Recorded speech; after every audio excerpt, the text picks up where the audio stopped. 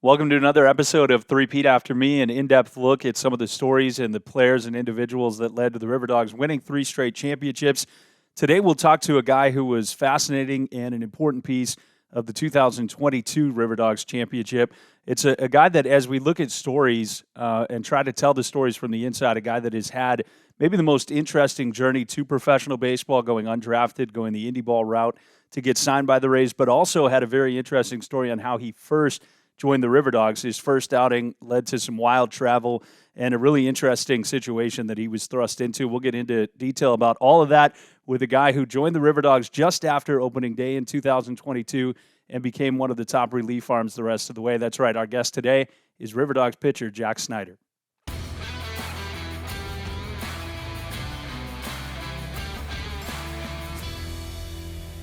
Jack, good to have you here in the jail once again, a place that I'm sure you made a lot of memories in. Kind of the whole idea behind this podcast was that the River Dogs have won a three-peat. You were part of the middle of those three, and hopefully there's more that add on to it. But how have you been doing, and what do you think when you hear 2022 River Dogs? It's good to be here. What do I think when I think about the 2022 River Dogs? I think of dominance. That's what I think mainly. When thinking about that championship team, I think about, all the guys and coaching staff and all the fans and everything. Coming back and seeing the stadium empty is a little weird. But, a lot of positive things to think about when I come back. I think that and we're going to talk a lot about that season and about your journey, but I want to start with the 2022 season.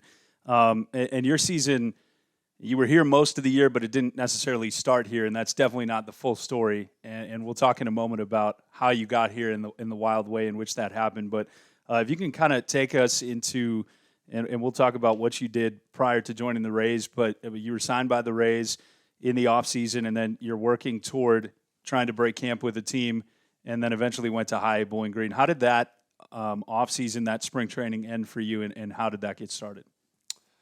Well, it ended with, I was going everywhere. It seemed like I went from right out of college ball to playing near home in a summer league in like not a men's league, but like a younger college to Sure. old man. Like it was weird. It was a variety of players for sure. And from there to the Appalachian League to Independent League and then signing with the Rays.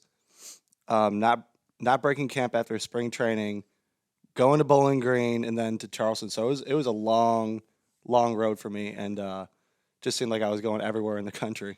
And we've talked about the first affiliate you went to was Bowling Green, which is high for the Rays, and you had an outing there that you weren't really proud of. You didn't feel like you did yourself justice or what you wanted to do, and that sort of was followed up by you finding out you were coming to Charleston. Can you take me into the finally getting to leave extended, go to an affiliate, and then have that first outing go that way, and where you were in your mind and what you wanted to do the rest of the season?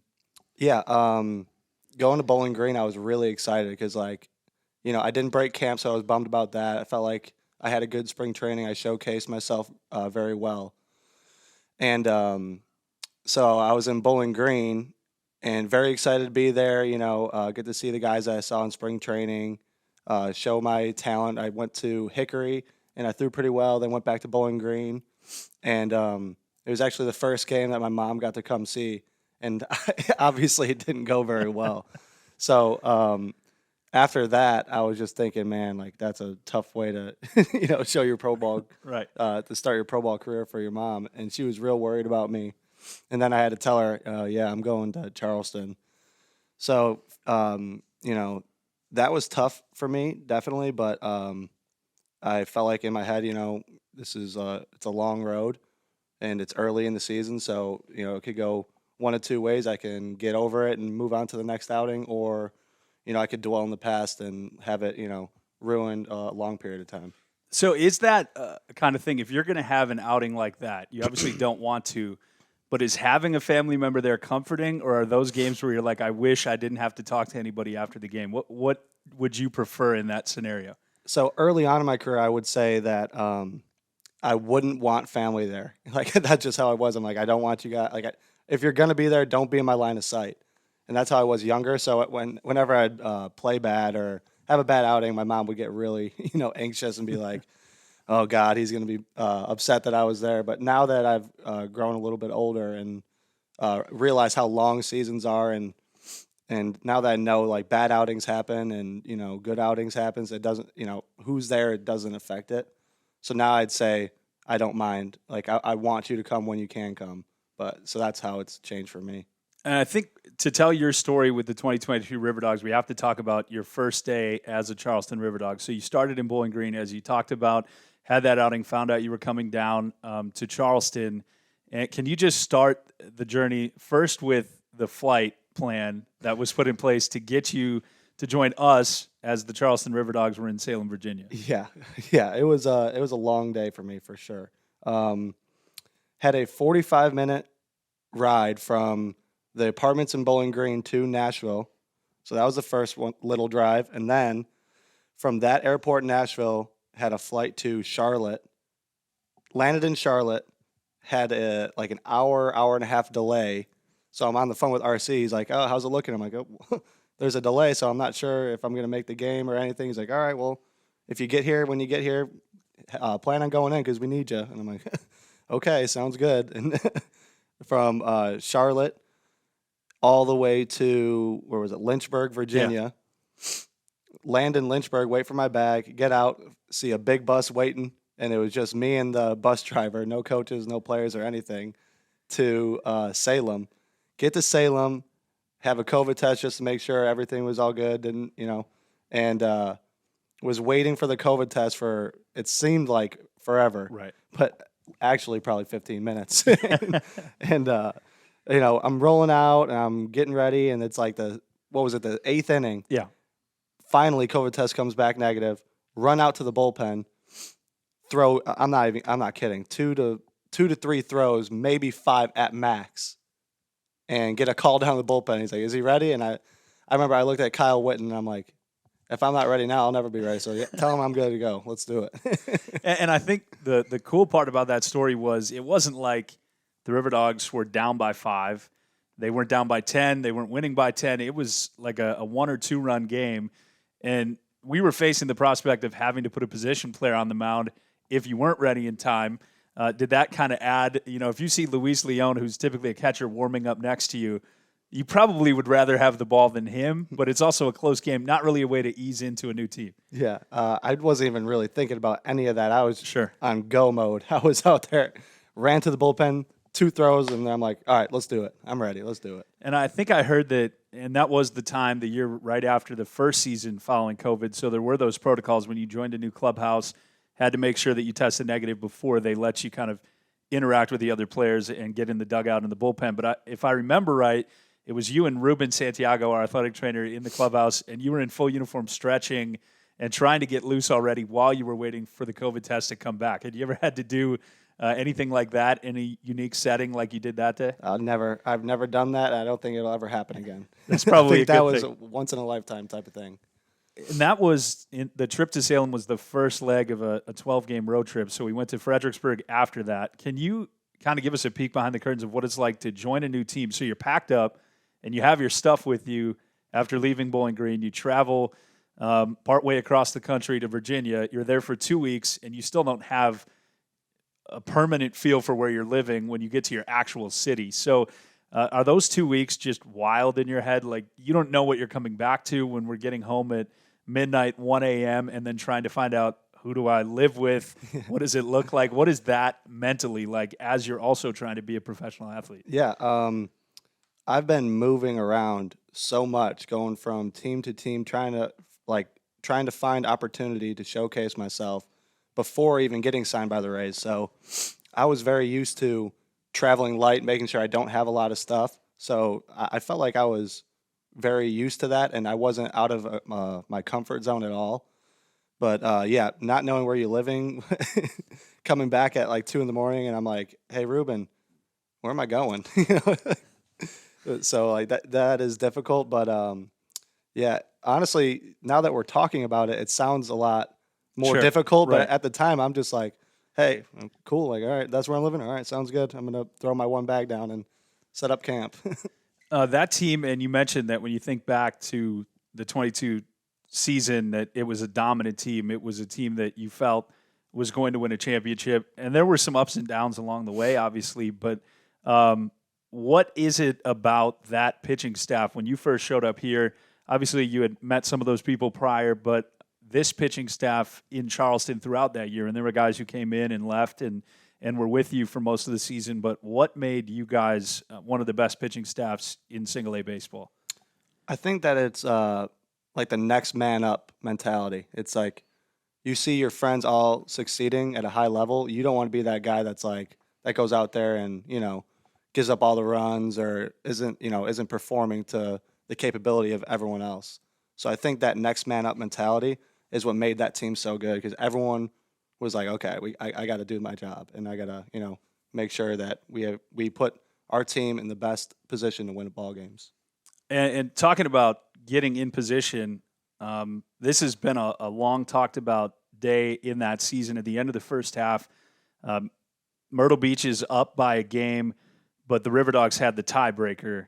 And so on the last day of the first half, the River Dogs needed to beat Columbia and needed Myrtle Beach to lose to Kannapolis. And that had been the case over the last 2 or 3 games even, and they just wouldn't lose. They were losing in every game in the 7th or 8th inning. Come back. And they'd come back and win. Yeah. And you knew that you guys had to take care of business. I'm sure that was box number 1 that you wanted to check. That night, nothing was going the River Dogs' way. And it's another funny story that I bring up all the time. I was in the hospital as our daughter was being born after that. She was born earlier that day, and I'm watching, and Luis Leon hits a walk-off home run in the 9th inning, and the place goes nuts. And when you know that you have to win that game to achieve your goal, not for the whole season, but for the first half of the season, and to guarantee playoff baseball, you're losing all game. It's a nice crowd on a Friday night, I believe, and you see him hit that ball, and it was a no-doubt home run. What are the emotions at that point in time, not factoring in what's going on in Kannapolis? You always, when it comes to, winning baseball games and putting yourself in position to win championships, you don't ever want to rely on things that you can't control, which is other teams winning or losing. You want to make sure that you handle your business and your team so you put yourself in the best position. So after such an incredible first half, having the number 1 and number 2 teams in minor league baseball in the same bracket, winning, man, it felt like every week we were winning 4 or 5 games, like it was nothing. Right. And it just kind of summed up the whole first half for us. Like we're losing to Myrtle Beach by like a game, but we're still in it. We're still winning. We're still winning. We're still winning. And we're losing that game. Was it the last game? That was it of the first half. Yeah. And Luis Leon hits a game-winning home run. It was, it was incredible, really. And I've heard it from you and many other people. You're celebrating because you know that you had to win that game. But then it was kind of like there's a setting in of, well, what's going on in Kannapolis? Is this going to actually end up being a little bit disappointing? Or are we going to actually have a full celebration that would follow clinching a playoff berth? So how quickly did you guys go to the clubhouse or find a screen to watch the end of that game? Yeah, we ran right in. We ran right in. After we were done celebrating and, dunking the water on Luis and everything, we ran right in, and all of us were sitting down. Some of us were sitting in the chairs, but there was only like 4 chairs. So everyone's like around each other looking at the TV. And, we were just like ready to celebrate. We were in that mindset, game-winning home run for a great stadium of fans, great first half of baseball where, everyone is anticipating a celebration. So when that didn't happen, it was kind of a bummer. But we knew that we were going to put ourselves in a position to win the second half.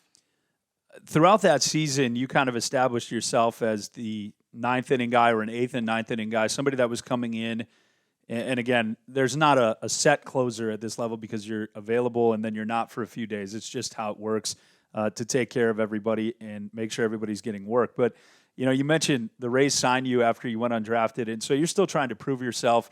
How much confidence did it give you once you knew that they were going to hand you the ball when there was a small lead, it was a close game, and we needed to win? Like, is that a badge of honor that somebody wears that that RC and Blake want to give you the baseball in those kind of games? Yeah, it meant a lot to me. Not only that, but knowing the amount of talent that we had on that pitching staff and to be trusted in those situations, it meant a lot to me. And I wore it, and I knew that's where I want to put myself. So, yeah, I appreciated it, but that's what I want to be, and that's what I want to do. I want people to be able to trust me in that situation and want me to have the ball because I want the ball. And I think it is important to mention that Myrtle Beach did win that game that we were talking about. So you guys then entered the second half with the second best record in minor league baseball, still trying to find a way into the postseason. And when you look at it at face value, man, we've got to be the best again for 66 games, which can be a lot to think about. And that second half got off to a little bit of a slow start.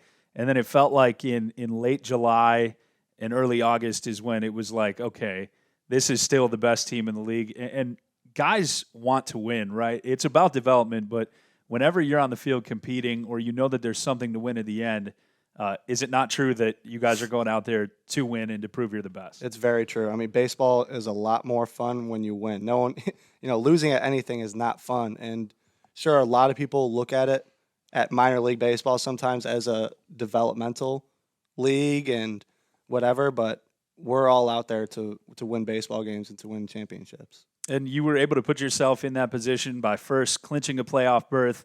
That was a late night in Columbia. At the end of the game, I think there were 100, 200 people in the stadium. It went extra innings. And I remember Gavin Cross, big Royals prospect, tied the game in the ninth. And then in the 11th, back-to-back or three home runs in the inning, anyways, were hit. And that kind of put it to rest. And then you were able to celebrate. You did it sort of in a quiet stadium on the road. Was that sort of a different experience? I'm sure it didn't matter. You're excited to be going to the postseason, but what was that night like in your mind? That night was awesome. Celebrating was incredible with those guys. That was our first celebration really as a team. So to do that with those guys, it was a lot of fun. And like you were saying, there might have been 100 people at most in that stadium at that time in extra innings. But, whether the stadium's full or not, I feel like our guys were always ready. And like that next man up, we were, they were, who hit that? Was it Junior, Brock, and who was it? But still, in the late innings, they want, they trust their approach. And just like the guys on the mound too, we always want the ball. And no matter who's watching or what, we're there to win ball games. And then that set up kind of the matchup I think that you guys have been looking forward to in the playoffs, which was Myrtle Beach, and a team that just edged you in the first half was still one of the best teams in minor league baseball. They had some hitters that you had seen all year. There were some pitchers that the hitters had seen all year. How much were you guys really looking forward to that 3-game series or best of 3 series and a chance to prove that you were the top team in the South? Oh, man. Through the first and second half, Myrtle Beach played incredible, and that was kind of like an unwritten like rivalry, like us and Myrtle Beach. Like that's the way we viewed them. Like, okay, that they won the first half, we didn't get that title. We felt like we were the best team throughout the whole year, and that series just kind of summed it all up. And we were very ready. We were anticipating that series immediately. We're like, we're ready for Myrtle Beach. And then going on to the championship, and I remember a conversation you were having with a couple of other guys on the pitcher's bus leading up to the playoffs. Like, okay, so who do we play? And you're like, Jason, who's going to make it from the north? It's Fredericksburg. They were fantastic all year. We saw them very early in the season, right when you joined the team. And then Lynchburg, a team that we had struggled against for whatever reason. It was a team that I know you guys felt like you could beat. They end up winning.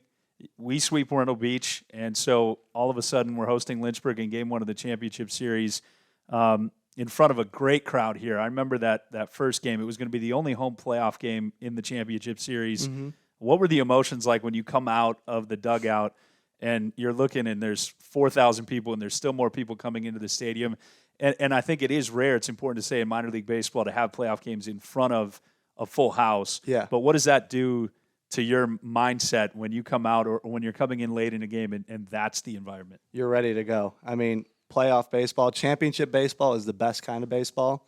And Charleston the fans have always been amazing. They show up for us, and it helps us. It's definitely a huge factor because when you go to Lynchburg, that place wasn't packed. Like you could see the difference, and us knowing that the fans have our back and they'll show up and support, and going out there in late innings and seeing the place, going wild. It makes you feel ready to play. And then you do win that first game. You head on the road. You mentioned it wasn't a full stadium, but I'm guessing you guys didn't even care that night because you knew what was about to happen if you took care of your business. Yep. And I think you guys did that. It was kind of a feisty game. I remember a little back and forth because Junior Caminero had come from Cleveland, so he knew all the guys on the other side. There was a little chippiness there, even in the stadium, in the crowd, right behind the dugout at one point. But when that final ground ball is hit, Ryan Spikes backhands it, throws it to first. What goes through your head, or does anything go through your head as you're making your way toward a mosh pit? Man, it's hard to say because it's just a bunch of emotions. I don't think there's not a single thought that you're not processing the moment right away. That's why, like, in those big moments, sometimes you have to take a step back and really look around and be like, okay, this is happening right now. But right away, after the out and we're all running, man, it's just pure emotion, just like the cherry on top of a incredible season. It was just the best way to end that year. And I do want to ask you about, if you watch any of the videos from clinching the playoff berth, winning the series in Myrtle Beach, or then the championship, if you watch the videos, you'll see 34 relatively quickly, even though you weren't on the field at the time of those outs. What is it that allowed you to really pull out your best 40 time to get to the mound from the bullpen? I just want to celebrate with my guys. That's it. I'm quick to be out there. I just want to celebrate. It was always a race, but nobody else had a chance. It looked like 34 got in there pretty quickly. That's right. Then they had the celebration was out behind left field in the batting cages. It's only the River Dogs people there. Some staff members were there to kind of capture the moment, the coaching staff and the players. And I would imagine about then is when maybe it starts to set in a little bit. Like, I don't have to see these guys every day for a couple months possibly, but you're kind of giving everybody hugs and thinking about that season. Is that kind of even a more special time where it's just you? You're not on the field under the lights. It's just a private area that you guys are celebrating what you accomplished? Yeah, dude. That definitely means a lot to all of us because it's basically like a farewell, but like you still have the championship feel. You're still, pumped up, but that's like where you talk to all your friends and everything. You're like, hey man, I appreciate everything that you've done, that we've all like accomplished together. It's just like the best farewell you can have. For your first full season in affiliated pro baseball, to have for the most part of the season Blake Butera as your manager and R.C. Lichtenstein as your pitching coach. I know you mentioned R.C. the first day you came into town, but what did those guys mean to you at the start of your career with the Rays? Oh man, I couldn't have asked for a better pitching coach and manager. They just they showed me what the Rays how the Rays go about their business, and they were great for my introduction into pro ball. Anyone would run through a wall for either one of those guys. I mean, if you could ask any of the players, they will have nothing bad to say about either RC or Blake. They're great guys, very respected coaches in our organization. Everyone loves them. So I want to take you back to the beginning then. To get to that point in your career, obviously you had gone through a lot, and everybody's journey is a little bit different. Growing up, like, was pitching always your passion? Were you a slugging right fielder at any point, or what was kind of your youth baseball experience, and when did you lock in on pitching? Youth baseball, man, I was a shortstop. I was smooth. I was smooth and athletic. That's what I'm talking about. Yeah, They knew about you around swing Chicago, it a little right? bit, yeah. I'd like to think so, but no, probably not. I mean, I thought to myself I could swing it a little bit, but playing baseball in my backyard with my brothers, almost every single day, and then travel ball, little league, and high school. I was a position player that also pitched, so I was just trying to play as many positions as I could. But I didn't really start honing into just pitching until like late high school. And then you end up, we mentioned you're from the Midwest. How did you end up in Cullowhee, North Carolina, playing for Western Carolina? So I went to junior college in Chicago, and in the fall, we went to a showcase in Indiana. And I guess that's where Western saw me, and talked to Coach Miranda, and it was just a perfect fit for me. And talk about the Southern Conference. Guys will say all the time, look, Hitting the conference. SEC is fantastic, and you're facing professional players every day. But I think the Southern Conference, and we see it here because the Citadel plays here. I know you played here prior to being a River Dog because you were in the Southern Conference. But I just heard you say under your breath it's a hitter's league. Yep. But what did playing college baseball there do to get you ready for where you are now? Man, it was that's kind of where I learned how to work hard, and that's where I think that I got pushed to be the best pitcher that I could be. So my pitching coach, Taylor Sandifer, and my head coach, Bobby Miranda, they kind of saw a young, immature, not ready kid and had some tough conversations with me. Told me after my first year there that I wasn't good enough and that I wasn't a Division I pitcher, and they kind of challenged me in the offseason to, work hard and really hone in on what I could be. And without that conversation, I'm not sitting here talking about a 22 championship. No doubt. And did you assume or think that you were going to be drafted after your final year there? Did you have a feeling you might have to earn your way into an organization, or what was the process like as your eligibility was exhausted at Western Carolina before you started pro baseball? Yeah, honestly, I did not think that I was going to be drafted, but I did think that there was a good shot that I would get signed.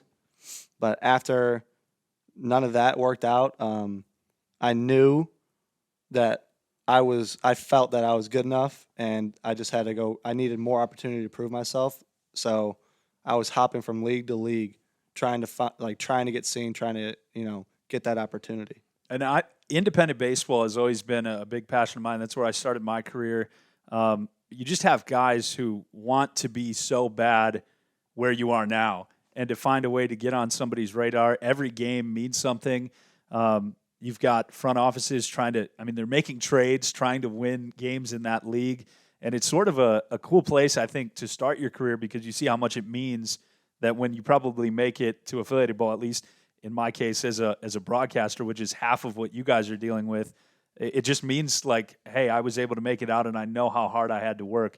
What was being an independent baseball like for you? What was that experience like? And, is it something you really appreciate to this point? Oh man, it meant the world to me, and I still really appreciate it, and I still talk to all those guys. All my friends from that Schaumburg Boomers team, I talk to all the time. The manager I talk to all the time. Jamie, he's a great dude. Independent baseball, it helped me understand what pro ball was and how the hitters were, tendencies, stuff like that, travel, how to go about your business in the clubhouse, just a bunch of things that aren't really talked about. You have to understand a bunch of stuff that you don't see all the time, like on the field. There's how to go about your business, and I didn't learn any of that until I got to the Boomers. Is playing close to home to start your professional career, was that important to you, or did it not matter as long as you could play? I'm assuming it wouldn't have mattered to you, but if that was an opportunity to play near Chicago, why not do that? Yeah. So that meant the world to me because my first outing, my first game as a Boomer was played at the Windy City Thunderbolts Stadium, which is like 5 minutes away from my dad's house. That's cool. So that first weekend, I had 50 or 60 people come out. And so they're all, chanting my name, ready for me to go in. So that was like crazy to me because like of all the independent league teams that are out there, I signed to the Boomers, and then first game is 5 minutes from where I grew up. It's like that's how it was almost meant to be. Yeah. How many people get to say that? And then you were able to accomplish getting into affiliated ball. Did you hear from anyone else and choose the Rays? Were the Rays the first team to offer you a contract, or how did you end up with Tampa Bay? Yeah, so in the after we won the championship in the Frontier League, I went and trained in Charlotte at Tread Athletics, and I heard about Tread through a friend, and whatever they did a great job with me. But I threw in their pro day. They had a pro day And I did hear from a few other teams. The White Sox were the first team, and I was excited about that Right. because I'm a Chicago kid. Yeah. But yeah, the Rays were the first to offer, and I took it immediately. Just wanted the opportunity, and I'm very grateful. Looking back, that it was the Rays because I love this organization. When you think back to as a kid, everybody plays baseball and you watch baseball on TV and you're like, man, I want to be a professional baseball player, maybe a shortstop in your case back then. But what is it like to actually say, and maybe to change your bio and say Jack Snyder, pitcher for the Tampa Bay Rays? Yeah, it takes a while for that to really set in because your goals get bigger and bigger, and you're always, wanting that next step. So I told this to my dad and my family all the time. It was like when I was a Division I pitcher, I'm like, man, it'd be so cool to be a pro pitcher. Right. And I started being a pro pitcher in independent league. I'm like, man, it would be so cool to be, in an organization. Yeah. Get to an organization. Now all I'm thinking about, like, what would be really cool is being a big league pitcher. But taking a step back, understanding where you're at, it's like, wow, this is crazy. I know I talked to you about this in the past and the day it happened, but last spring training, I had the opportunity to go down to the Trop, call a couple of big league spring training games, and it's the second game. The Rays are playing the Mets. I had no clue you were there. There's a ton of people on the spring training roster, so you don't know who's actually there that day, and somebody starts warming up in the bullpen, and I hear they have an intercom system in the press box there, and I know we can't decide what number you were at spring training that year, but I hear number 40-something Snyder throwing in the bullpen, and I did a double take. And so it was cool. It was actually one of the innings I was doing play-by-play for with Neil Solondz, one of the Rays play-by-play guys, and you took them out. You got Eduardo Escobar to end the inning, but that was really cool. But what did it mean to you to pitch in big league spring training and face some guys that you probably watched on TV? Man, big league spring training is so cool because you get that opportunity to pitch against the top of the top. So to be put in that situation is an honor, and I love to do that. It's crazy, really. It's like when I take myself out of this, like when I think about it, I'm like, I just pitched to Eduardo Escobar. Right. You know what I mean? But when you're on the mound and you're throwing, it's like I don't care who has the bat, like I'm ready. But thinking about it, it's like wow, yeah, that's crazy. I don't think I can let you out of here without talking about the bus rides on the pitcher's bus, and that's just kind of how it gets divided now with the different times that there's two buses. The pitchers generally take one and position players are on another. But the game of Mafia, I feel like, is a passion to you, and I don't know that we have time for you to describe the intricacies. But you were kind of the leader, the storyteller of that game on the bus rides, and they can be long and grueling bus rides. So how important is it to do things like that, and where did you become such a talented storyteller with that? Well, usually I was never the storyteller in past teams because I was like a younger guy. But I'm on this team and I'm like an older guy and no one's really telling the stories, or they're just, being real general with it real quick. And I'm like, this is not how it's done. Like, you got to get into it. You got to, make up some funny stories. But doing that is really important. Not only makes the drives go quicker, but it makes you, get closer with all the guys. Yeah, those were very entertaining. Some arguments, nothing serious, Passionate. But Passionate. that lasted a couple of days sometimes. Do you have anybody, just a couple of kind of rapid fire questions, is there anybody with the Rays that's maybe been a teammate of yours that you can point out something and you're like, man, I wish I had that, whether it's somebody's fastball or somebody's ability to cut the ball? Is there anybody that stands out, or a couple people that you're like, man, I wish I had that? Yeah, I love Ben Peoples' fastball with all that cut carry. It is crazy. Looking at his TrackMan, I'm like, how do you throw that hard with the ball moving like all the way like that? It makes no sense to me. And Big Vern's presence on the mound is pretty impressive. Your hair is pretty close to his in appreciate terms that. of being impressive. Well, don't take a lot coming from me. Like, that's kind of like, that's the worst kind of person to get a compliment from about your hair. Because to me, any hair looks great. But honestly, I think you're pretty good there with the flow with I Vern. appreciate it. Is there anybody with the Rays who you've been a teammate of that you would be interested to face as a hitter that you're really impressed with, and you'd like to see how your stuff compares to them as a hitter? Junior Caminero. I would love That's to face probably him. a good answer. Yeah, Junior Caminero. Are you glad you don't have to face him too often also at the same time? Yeah, it's pretty. But I feel like, right now, yeah. But if I was out there, I'd be ready for sure. But yeah, he's definitely a tough person to face. That's for sure. You don't want to leave one in the middle for him. I believe that. I know that you're still working on coming back from injury last year. Nowadays, having some type of reconstructive surgery on your arm, unfortunately, it's sort of common. There's a ton of guys I'm sure that you can lean on and talk to as you try to work your way back.